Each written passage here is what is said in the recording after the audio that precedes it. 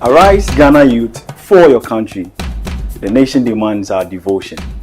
Let us all unite to uphold her and make her great and strong.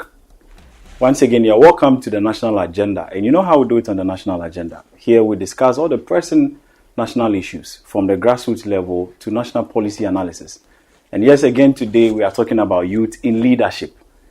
We are going to talk about how the youth participate in our democracy and how the youth can also ensure that there's national development. And I'm not going to do this alone. Today, I have very important people.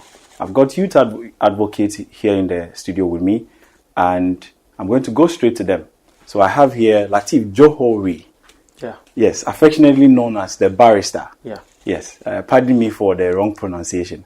Hopefully I'll get it right the next time. And also in the studio is Sinare, Toufique Sinare. He is a member of the TEIN's National Communications team. He is also a youth advocate. And gentlemen, yes, it's good to see you in the studio again. It's nice to be here. Yes. So let's move straight into our discussion for today. I'm going to come to you for starters. Sinare, youth in leadership, democracy, and national development. Why did we even choose to come this way as a country? Why did we choose to even do democracy in the first place? Maybe you want to take us back. We look at how it started. I think first off, I would want to extend very warm congratulations to my brother, the barrister Latif, on going through the vetting with such a great performance ahead of the NUGS election. Yeah. Right. And I have no doubt at all in his qualities as a good leader, and I assure and guarantee that he would make a very good quality leading the student front in this country. You know, the issue of democracy, I find it very difficult to grapple with in this modern day and age. If there is any other system of governance that would be able to compete on the same level with democracy. What mention of autocracy, mention of military, no. So having espoused for ourselves the system of democracy as a governance which is enshrined in Article 35 of the 1992 Constitution, the compelling words of Article 35 clearly states that Ghana as a country shall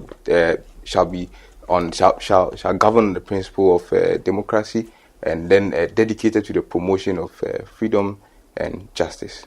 So I think, I would say that over 33 years of practicing democracy, I think we deserve a very sounding accolade as a country for how far we have come.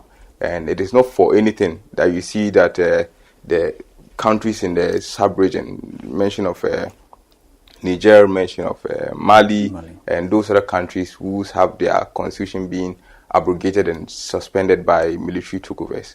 You see that after the Fourth Republic, since we entered the Fourth Republic, we've had over 8 successive elections and 4 successive change of government with no issue of political, even though there are little issues of political violence. These are the excesses and then vestiges we would have to grapple with. But trust me, democracy is the best system of governance as far as Ghana is concerned. All right, that's very fair. Toufique, you just mentioned that we've had 8 successive elections. Yes. We've had 5 different presidents, if I remember correctly. But people are of the view that Ghana as a country has not really benefited from our system of democracy we practice as compared to what it is earlier stated that we benefit from. What do you have to say about that? You know, I think it all boils down to the nature of our society. You know, Ghana operates just like a plural society. You can argue that democracy is doing very well in other Western worlds, and that is because they are a class society. Here we have people from different ethnic backgrounds, say people in the northern region, people in the Ashanti region. These are diverse group of people. And definitely we cannot have one system that will be able to carry the aspirations of all these people in one bracket. So democracy, as much as possible, is trying to do that, and you cannot escape some of the challenges and excesses that it will come with. All right, so I'll come back to you, but let me take some few words from Latif Jorhowie, affectionately known as the barrister. Good. So, barrister, it's good to have you in the studio. It's your first time. It's a pleasure to be here. Let me also take advantage to congratulate you for going through the vetting. Yeah. Yes, I mean, we just gotten the known that you are aspiring to be the NUGS president, National Union of Ghana student. Yes. That's a tough one. Yeah.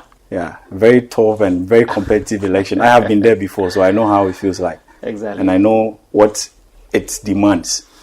You happen to lead all the students in this country. In fact, the youths and some of our elderly people, because they are all students too. Some of them are students. Yeah. Anyway, let me quickly take your thoughts. What do you think are some of the issues facing the Ghanaian youth? Well, I think the major thing facing Ghanaian youth these days have been unemployment. And the opportunities that they would be able to get. You know, day in, day out, the youth base keep widening. And then it's a competitive world. Now, previously, our parents, when they were of our age, they didn't bother about using a phone, buying data, taking a car, and all that. But today, children or people of lesser even their age at the time would want to use a phone, would want to buy data, and then would want to pick a car when they are going to even a short distance. These are all things that require some financial commitment. You can't get money out of nothing. Yeah. You must be doing something.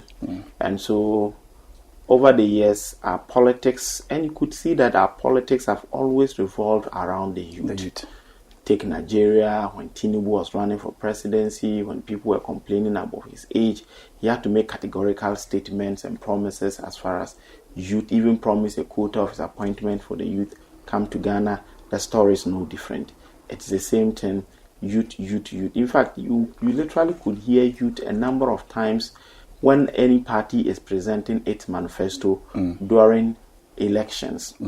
However, it appears we are unable to meet up to the huge demand of the youth wanting, or the youth what they should be able to do. And so that becomes one of the main. And the youth these days would like to explore. And I think that governments and all of us will have to know that in order for the youth to be able to get opportunity to work, earn something, basically, the bottom line is to earn something. There must be a lot of expansion in so many areas. I have held the opinion that you cannot employ when you have not built. For example, you can't pick people to be nurses when there are no hospitals. You can't employ teachers when there are no classrooms. And factories are one of the places that people can be engaged more. The youth are there. There is that divided opinion, school of thought, that the youth of today are lazy.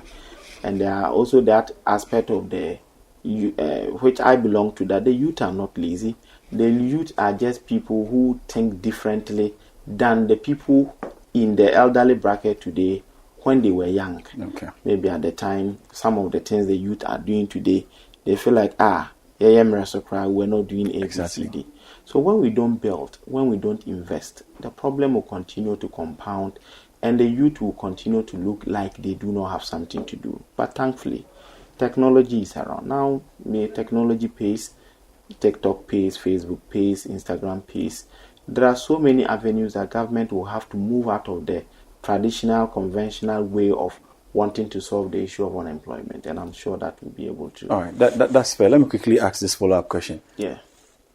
What do you think the role of the youth is in ensuring that our democracy as a country becomes or gets to its perfection level?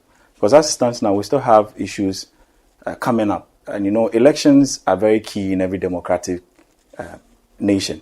And you can't take elections out of our democracy as well. But anytime we get to elections, we realize that the youth is either used as a machinery or a weapon against each other or against other, political parties. And it always affects the smooth running of our system of democracy. I'm asking one more time that what do you think can be done in this scenario? What is the role of the youth in ensuring that our democracy gets to its perfection level? Thank you. I think when you do not even know you have a right, you cannot demand it, right? So when you don't know you have right to something and somebody even violate, you don't even know your right has been violated. Quite unfortunately, we the young people in this country do not know what we have. we don't know the power we carry. We don't know that we literally are the owners of this country. Look, the people who are leading this country, when they want to put out in ratios, the young people who decide who becomes the president, decide the political future of this country, is the young people. And so, when we are able to exert our power and know that, look, this is our right, this is what we have, and we can use what we have to demand for what we want. If until that, the elderly who are out of our zone, who are out of our league, would continue to manipulate us against each other. Because trust me, they know. The people leading the country and the top class know what the youth have.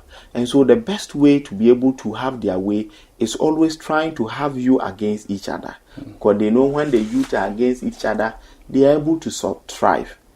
When the youth of Kenya came together and marched on the streets, Ruto had to pause wherever he was, listened, and made drastic changes.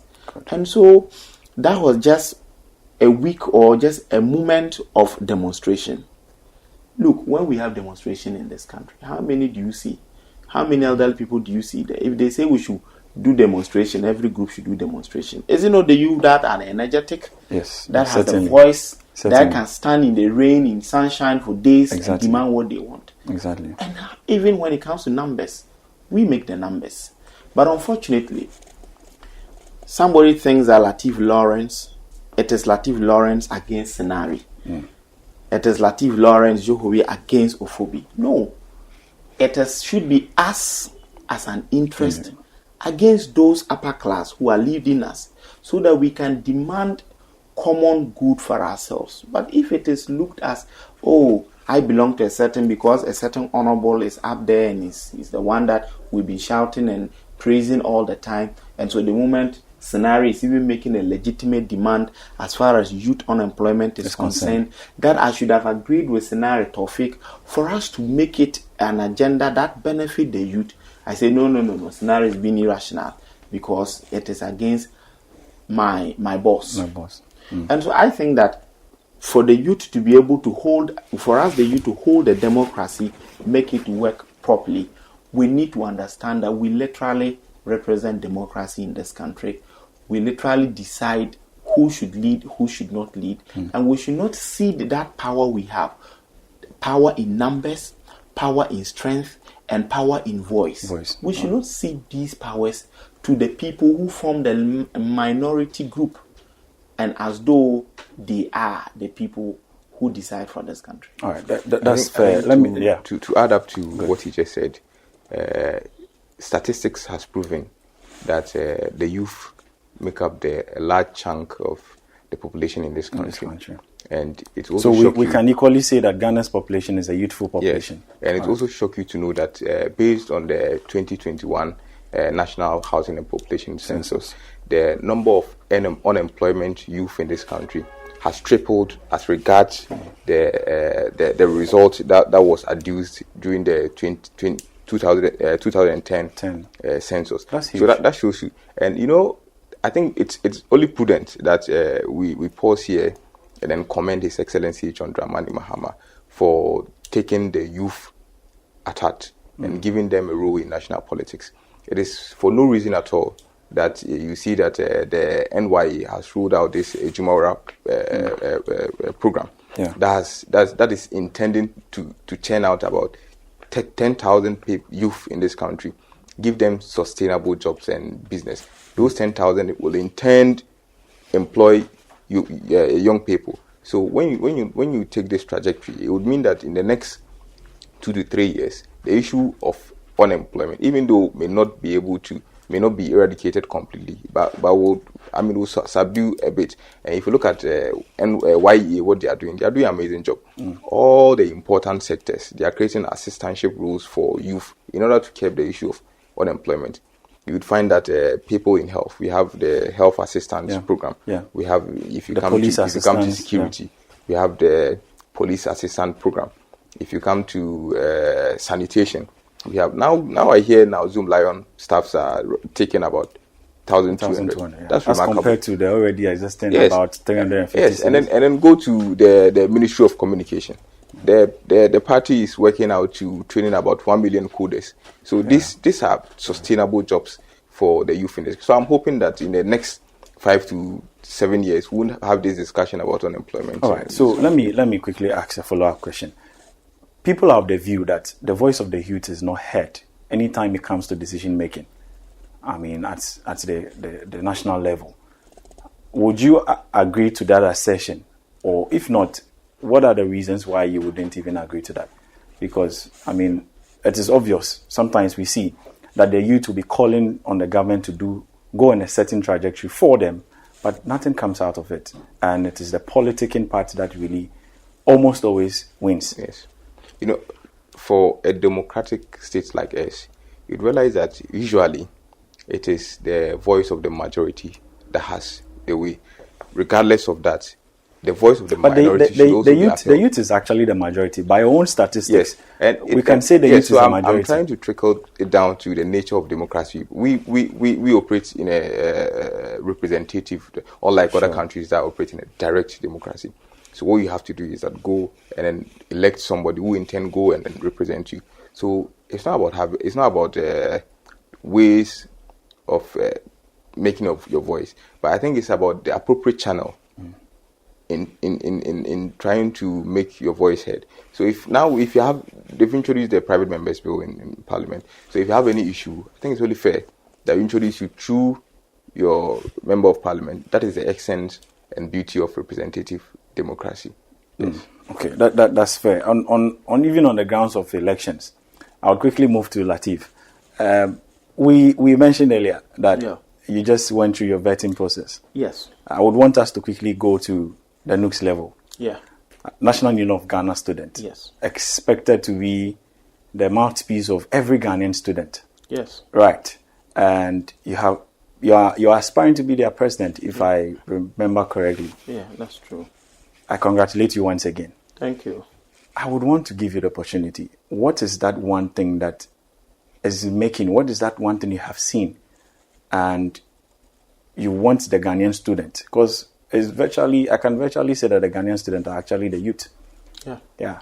What is that one thing? What are some of the things you have discovered that is making you want to bid for this position to lead if I remember correctly, over 20 or 20,000? 30 million. Yes, 30 million. Good. So, yes, student. Tell us. We want to know that now. Yeah, so the student front is saddled with many challenges. But very key among it is the fact that we've lost our biting teeth. Our advocacy voice is no longer found. Many things are happening, and then you do not find the once potent student voice to speak passionately and vehemently for students.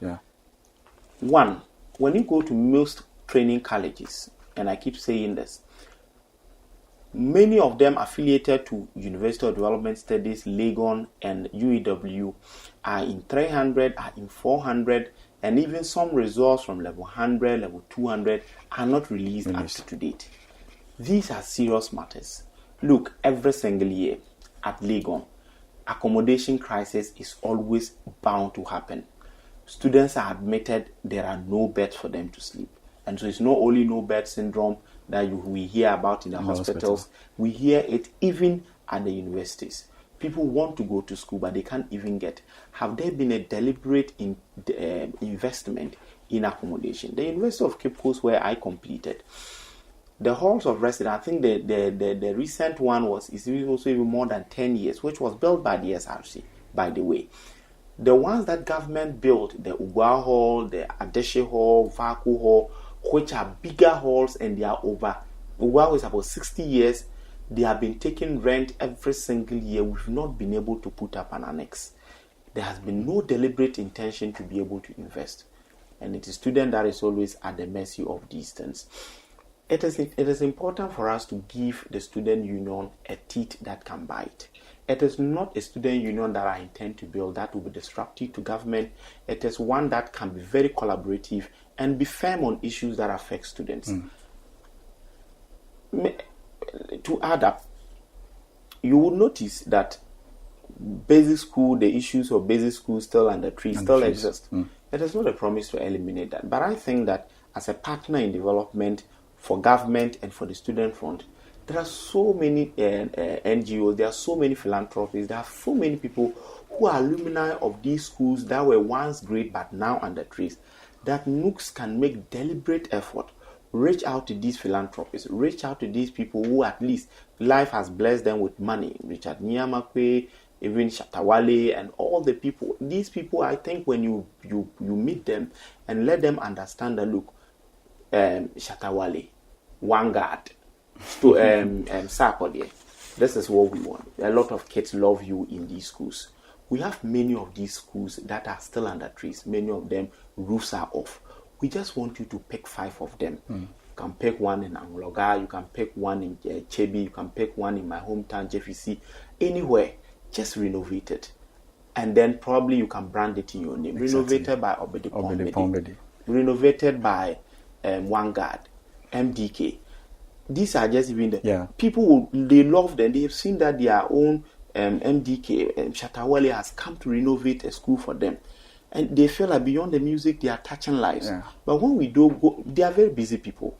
When you don't meet Black Sheriff, when you don't meet maybe Despite Media or Kwame Despite, you don't meet these big people, they may not be able to pause and know that these are things that I can do. But we need to go to them. I mean, I don't mean to cut you, but then I remember that sometimes, even as student leaders, we are able to reach out to these people, pay them huge sums of money to come and perform for us. I'm not saying it's wrong, but if we can reach out to them to come to us and perform for us, I think that it is a laudable idea that we reach out to them, I mean, whenever we need that help. I mean, this is even for the nation's development. Exactly. And so that is a laudable idea. They will come on board. Exactly. So I think when we are able to lead the student front in that collaborative manner of development, while letting government know the things that they have to pay particular attention to, speak firmly on issues, and I draw the attention of the ministry, the government, to these pertinent issues. And I'm sure together we can achieve something. Exactly. Latif, quick one. What is happening in Tamale? Tamale Technical University. Yes. I mean, it's something to write home about. I would want to take your words on that. A few words from you. I mean, how is the NUGS, you are not there yet, but I mean, it's something we can bite on. So the Tamale Technical, I spoke to the president, Razak. The SRC president. Yeah, the SRC president. I commended him for whatever that happened in the demonstration. Tamale Technical University is just a classical example of how many tertiary institutions are actually suffering. And you will not believe it all emanated, Razak tells me, they all emanated because management wanted to increase fees. And so they wanted to know the fees you've been increasing for all these years. What have you been using them for? There are sanitation issues, the water problems. There have been no physical development. Somebody will put it, no nothing. So they wanted to understand. Then they told these guys that they are increasing the fees, to even the point that they called for a meeting. They went for a residential, we call it the fee negotiation committee. They threatened these guys that they are being nuisance to the meeting. They will eject them from the meeting because there's nothing in the university law that makes them members of them. Wow. And so even their own dues that they needed to transfer to them to also collaborate with management to be able to develop, they are not giving it to them. And so now to the point of threat. And the president said, no, we have had enough. We need to hit the street and petition the chief to be able to intervene in this matter. And that is what resulted in the demonstration. Less than 24 hours after the demonstration, the president has confirmed to me that a check of about 400,000 has been given to them. Wow. So where were they keeping the money? Where were they keeping the money? Must we take force to be able to demand what is right for us? That is why I was telling you that sometimes we know what our own right, we need to fight for our own right. We don't need to get there. Management has taken steps to tackle the sanitation, to be able to buy polytanks, and they've suspended the intended fee increment. Where are they getting the money from? Must we? But let me also take this opportunity to condemn the excesses. I saw footages of the Ghana Police Service malhandling unarmed, innocent, destructiveless students who were just demonstrating. Why? So the fact that we just need to give protection. Did they destroy anything? and then some of them were shot, some of them, and that is why I am in full support of GNUP's release. The communique that has been released by the Ghana Union of Technical Students, asking for proper investigation into the matter, getting all the police officers, the security officers to book, and asking the police service to bear the full cost of the medical treatment of these students. If we want to talk about what has happened in Tamale Technical University, it is the replica had happened even when I was president at the University of Cape Coast. Management is always hell-bent on let's increase the fees. Then nothing happens. It is a replica of so many universities, except that maybe Razak and his executives were the people who were able to hold the balls this time around to say, no, enough is enough. I was back at UCC when the management had increased, GTech had increased fees by 15% then. They said they had increased it by 30% for their obvious reasons. I resisted it. And I told the Vice Chancellor, Prof. Boampon, this is something that I cannot accept. As long as I remain president, we must go by 15%. And I stood my grounds. Issued contract directive to students, they should stop paying the fees. We are not paying today, we are not paying tomorrow until the university fees were revised. That's fine. Yes, so I think that it's something that management has to do. The issue of the police manhandling those students was very, very rude, crude, and unfair. I've been sleeping on the page of the Ghana Police Service on Facebook to see if there's a communique that reprimands those actions. And up to now, I've yet to seen one.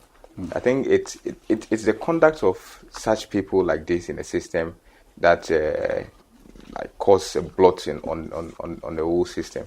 So I think in the years to come, we shouldn't tolerate. But then, Toufique, what is the government doing about all these situations? Because I mean, these are clearly issues that affect the Ghanaian youth. Yes. And we need to build our human resource, our manpower, and our schools seem to be the only places where we are building our manpower as a country as it stands now, because our industrialization levels are down, and it looks like the education sector is what is actually helping us. Yes. And if these challenges exist in our education sector, and the government seem to be doing nothing about it, then we are failing as a country. Yes. So, a country, they say, thrives on the educational support of its people. Sometimes I say to myself, is it the deliberate actions of internal players that is causing to all this? Because look at the no-bed syndrome. Yeah. We have a vast lot of plots in Tamale. Traditional, not even Tamale, traditional university campuses, and there are a lot of realtors or real estate players who would be interested in coming in. You give them a concession, and then they develop those lands. After some few years, they failed or realize their profit, and then they give it back to them. Yes. I mean, we've seen a number of them back in UCC and back in Legon. Yeah. Yes. Yeah, we know SNIT. Yes. SNIT is actually doing that. So I just want to believe that all these rumors we hear is just words of hearsay, that usually there are administrators within the school who have their private hostels, and then they cash out largely whenever school resumes. And then if there's competition, it would mean that it's going to reflect in how much they cash out as individuals. So because of that, they are thwarting the effort of these estate players. Other than that, I don't think this should be issues we should even be discussing. Well, that's fine. To round up, I would want to ask, what is that one thing that, Sinare, you think the government should do to see to where that the youth become a very key stakeholder in making our democracy a better one, so that we can have a good country? Yeah. So you see, the issue of education is one thing that I should confess that the NDC administration doesn't take lightly at all. You'd realize that for the first time in the history of our country, they have introduced a no fee stress policy, where individuals or students in the first years are meant to go to school without the stress of harboring any fees for any monies in the form of fees. So a large number of people have received their reimbursement, and some others are yet to do so. We are hoping that by close of the year, almost every first year student must have gotten what they are due. So, and with the issue of youth enhancing in our democratic principles. The issue of freedom of expression is one issue that we as a country need to be critical about. And I should condemn in no uncertain terms the judge in the Aspirant case that was hell-bent on incarcerating him for a period of 2 weeks. Martin, for a misdemeanor. Yes, misdemeanor. I mean, I don't have enough law background, yes, but I know that's a misdemeanor. It's clearly untenable. Martin Kwebu went to the Supreme Court to argue based on Article 14.2 that every offense is bailable, unless the one in the discretion of the court. And for reasons maybe that if the person goes, he may not be able to appear before, he may not, for reasons based on him, appear before the committee. Or if he goes out there, he may be able to tamper with evidence. And I'm not sure the Aspirant case relates or falls in any of those circumstances. So I think if we allow freedom of expression to a greater length, where everybody is able to divulge what is in their hearts, what they feel should be done rightly, and talk about what they think isn't done rightly, I think would forge very well as a country. So it's one of the principles that we need to uphold as a country, freedom of expression. All right, that's fine. I appreciate that. Latif, yes. To sum it all up, what are some of the things that you would recommend that we as a country do to give the youth a voice so that we make our democracy a good one? In the long run, when we have a very solid system of democracy that sees to it that everybody is sharing an idea, we build our country. Because as it stands now, a lot of the youth are running out of the country for so many reasons. So what is that one thing? What are some of the things that you would want to recommend for the government so that, you as a youth leader and as an advocate? So 2 things I would recommend. One, that the government should give the young people, want opportunities. And 2, the government should be able to listen to us. Opportunities, one, because today, Ofobi, if I asked you, name 2 regional ministers in this country, the first person you mentioned is Frank Amakohene, right? Yeah, certainly. Even there are some people in their own region, they don't know their regional minister, but they know Frank Amakohene. Exactly. But I can bet you that before Frank Amakohene's appointment, very few people knew Frank Amakohene. Exactly. Unless within those of us who were, because he was a NUGS president, I knew him from there. No matter the challenges, but everybody can agree that Frank is doing a fantastic job. Sure. Check Okujeto Ablakwa. Check the late Murtala Muhammad. Check the late Murtala. These were all one student leaders. These were all one student at the leaders. NUGS level. When we give the youth, because you see, they understand the youth. It's like we all speak a certain language. Exactly. The Gen Z understand the Gen Z language, and so they're able to connect with them. So most often, the people at the top, they are unable to connect with the young person. So they don't even know what they need, right? But Frank Amakohene is able to connect with the youth because they've been giving him an opportunity. So imagine we're able to give a lot young people opportunities in this country. I'm sure we will do amazing things. The tension that people and the struggles and all those things, you see, would more likely come down. There's this thing in life, that human expectation, that once Sinare has been given the opportunity, it means that I would also get the opportunity. And so even when I am suffering now, I am comforted by the fact that Frank Amakohene was given an opportunity, Sinare was given an opportunity. And so we can go by that expectation, and then everything becomes stable. But when no one is given the opportunity, then we say like, oh, you look among our peers and it's like they've ignored everybody. That means that we'll have to come together and cause chaos, revolt, and all those. And that is the issue of opportunity. And extend beyond political appointment, jobs, work, and all those things. When that is done, there's going to be that calmness. The second issue of listening to the youth. And it is important. Now, very 15-year-old children are able to tell you things, make suggestions that look so brilliant. These days you watch videos of young people 15, 12 years in schools, and the kind of things they're able to think, the suggestions they're able to make. We should move from that typical African or Ghanaian parenting nature where we always think that the young people are not wise. Yeah, and then the elderly is right. We are so it's like what we think, and in fact, that is one of the things affecting in today's leadership and young people relationship. When we listen more to the young people and indeed take what we suggest, we move forward. I think that it's very important and prudent to add at this point that the NDC government deserves a very sounding accolade. Never in the history of Why do you say so? Yes, never in the history of this country has opportunities been given to the youth, like we have seen in this legacy term of His Excellency John Dramani Mahama. You would find that even the vulnerable Osman Ayerga, who is given the stewardship of the National Youth Authority, all youth in this country under his bracket, he's churning out very well and changing the story. We've seen the likes of Malik Basintali. Yeah, so you see, because of what the likes of Osman Ayerga and Malik Basintali are doing, you realize that a lot of youth in this country have very good and strong disposition towards the NDC. So this tells you that as a youth, if you do very well and operate very well, then the NDC would give you. I was just about to go, but something just struck me. Galamsey. Yes. And it is mostly the youth we find in these Galamsey sites. Don't you think the youth can be involved in the decision making? We as a country are struggling so hard to stop Galamsey. In fact, people are calling out that we even declare a state of emergency against it. And you go down there and it's the youth that are actually involved in the Galamsey. Yes. Don't you think we should be involved? They should hear our part of the story.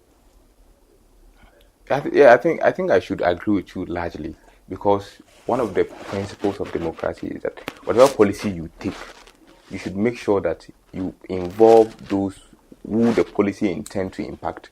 So this issue of Galamsey, you know very well that a chunk number of the youth are involved in this. So if you have a regional stakeholder discussion where we go to the mining regions, meet this youth, and I tell you, it's all going to trickle down to the issue of unemployment. If you give them sustainable and very good source of livelihood, I'm not sure anybody would want to risk his life and engage in illegal mining. We've had a very solid conversation, and we would have to just call it a day on this session. And yes, viewers, we are all involved, just like that patriotic song goes. So if you are youth out there and you are hearing my voice, remember that arise, Ghana youth, for your country, for the nation demands your devotion. I call on you again that let us all unite to uphold our nation and make her great and strong.